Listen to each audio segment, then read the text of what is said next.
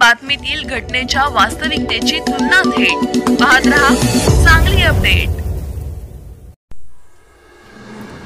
आटपाडी तालुका तंबाखूमुक्त शाळांचा तालुका म्हणून घोषित। माननीय मुख्य कार्यकारी अधिकारी सौ तृप्ती दोडमिसे मॅडम यांच्या उपस्थितीमध्ये आटपाडी तालुका तंबाखूमुक्त शाळांचा तालुका म्हणून घोषित करण्यात आला। आटपाडी तालुक्यातील 250 शाळांना सलाम मुंबई फाउंडेशन मार्फत प्रमाणपत्र व गुलाब पुष्प देऊन गौरवण्यात आलं। विद्यार्थ्यांना भविष्यामध्ये तंबाखूमुक्त जीवन जगता यावे यासाठी शिक्षण विभाग, आरोग्य विभाग व सलाम मुंबई फाउंडेशन व सहाय्यक सेवाभावी संस्था यांच्या मार्फत सांगली जिल्ह्यामध्ये काम करण्यात येत असल्याची माहिती सलाम मुंबई फाउंडेशनचे जनरल मॅनेजर सौ कल्पना पिल्लई मॅडम यांनी दिली।